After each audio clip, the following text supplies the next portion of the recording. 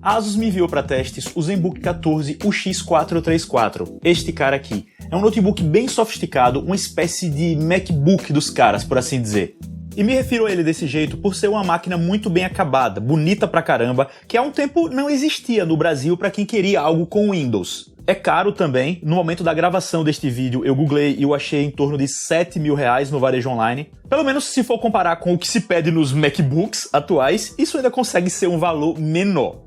Eu já tinha feito vídeo sobre uma versão anterior do ZenBook 14 no ano passado, e minhas boas impressões da época simplesmente se mantêm. Primeiramente, o computador é pequeno pra caramba, quem tá acostumado com modelos mais tradicionais não diz que isso tem 14 polegadas, e temos aí um grande trunfo para quem prioriza a portabilidade. Também é leve, pesa pouco mais de 1 kg, e eu preciso chamar a atenção para a tela dele, que é excelente. O display do modelo que testei antes permanecia até agora como o melhor em notebooks para produtividade que eu tinha usado. E é exatamente isso que encontrei neste modelo. É realmente uma qualidade de cor enorme, que chama a atenção nos primeiros momentos de uso. Só tem que ter cuidado porque é um daqueles painéis com acabamento brilhoso, bastante reflexivo. Então se for trabalhar em ambientes abertos, é bom fugir da incidência direta de luz. Enfim, a grande novidade do UX434 é que ele tem um touchpad que também funciona como uma segunda telinha sensível ao toque. Inclusive quero tirar logo uma dúvida que eu também tinha. Junto com ele, também chegou o ZenBook UX431, com os mesmos processadores Intel de 10ª geração. A princípio parecem ser duas máquinas absolutamente idênticas, sendo a única diferença o fato de o 431, que custa menos, não ter a telinha no touchpad. Acontece que, adivinhem, eu já estava com o 431 por aqui antes de a Asus me enviar o 434. E vou contar a vocês quais são as principais diferenças. É perceptível que o modelo mais caro ele é mais leve e mais compacto. Com as mesmas 14 polegadas, as bordas da tela são ainda menores. O acabamento dele me pareceu um pouco melhor também, rígido, enquanto o 431 tem certa flexão na carcaça. O teclado do 434 é um pouco mais firme e apesar de ambos serem legais, eu prefiro o do modelo mais caro sim. Já o touchpad, além de não ter telinha no 431, é um pouco menor. Uma última diferença das mais aparentes, que é curiosa, é o fato de o 431 suportar cartões SD convencionais, full size, enquanto este cara fica com os micro SD. Para mim, é mais útil ter o convencional. O pessoal que trabalha com fotografia, normalmente usa SDs comuns, né? Tira, já conecta diretamente no notebook. Não é o caso aqui. Feita esta diferenciação, vamos voltar para a telinha. E aí, Rodrigo, o que você achou dela? Vejam bem, para mim foi uma adição válida, é legal que ela esteja ali, mas em meu dia a dia isso não adicionou muita coisa em termos de produtividade, de aplicações práticas. O touchpad pode ser usado de forma comum, com o painelzinho apagado, e é bem preciso, aliás. Aí, ativando o chamado modo ScreenPad, voilá! No segundo display existem umas aplicações pré-configuradas, como calculadora e Spotify. É possível colocar mais algumas coisas para rodar direto dali. A sensibilidade dela ao toque é muito boa e quando ativada é como se fosse um segundo monitor mesmo. Você pode inclusive arrastar coisas da tela principal para a secundária. O que eu percebi em meu dia a dia é que não houve momentos em que meu trabalho precisava desse segundo display, em que ele realmente era grande coisa.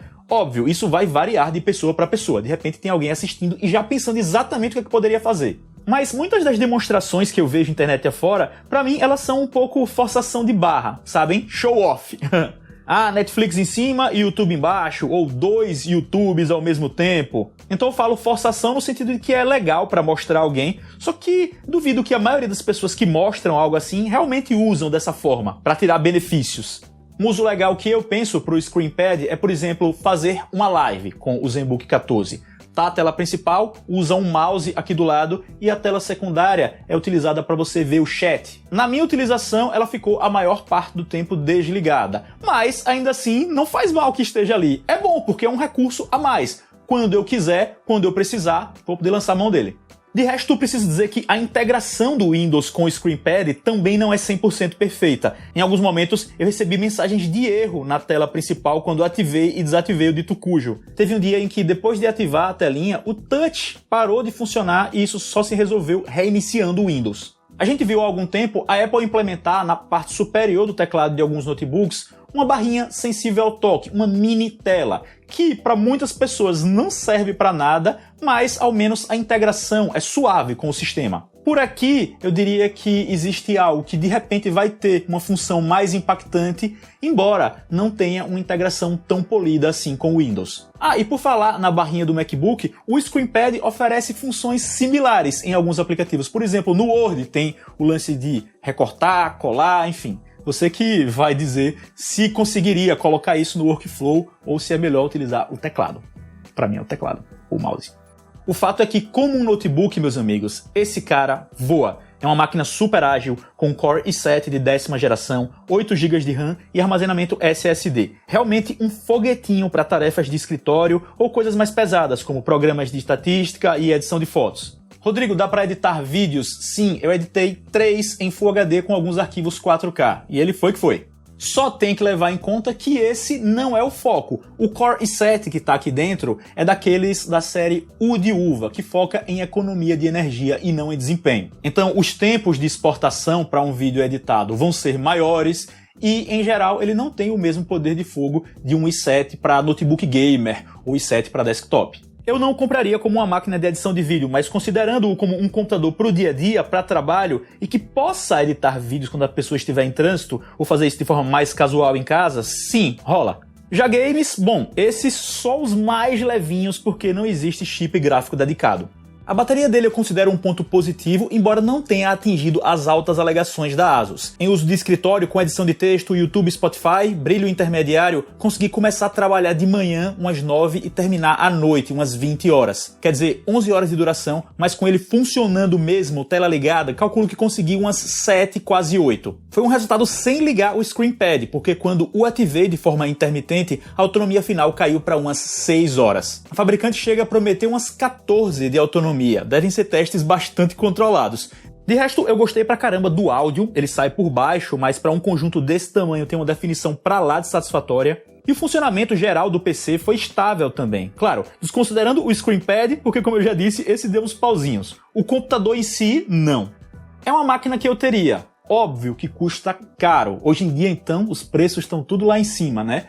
Mas tudo é uma questão de perspectiva. Temos esse nicho de notebooks premium e nele existem concorrentes que são ainda mais caros do que o ZenBook 14. Em alguns momentos eu já o vi na casa dos R$6.000 em promoções internet afora. De repente é uma dessas a oportunidade para quem está de olho pegar.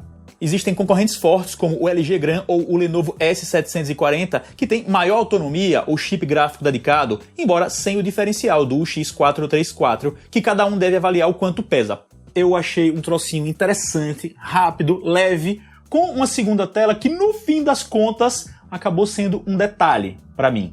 E vejam, isso é ótimo. Quer dizer que é um ótimo computador. Só tem que ver se não é um detalhe que o compromete na relação custo-benefício, considerando a concorrência. Espero que tenham gostado do vídeo. Se é o caso, não deixem de escolher o gostei. Para quem ainda não for inscrito, inscreva-se agora, é de graça, você continua acompanhando meu conteúdo e me dá uma força enorme. Sigam-me nas redes sociais que estão na tela e também na descrição. E a gente se vê. Até mais.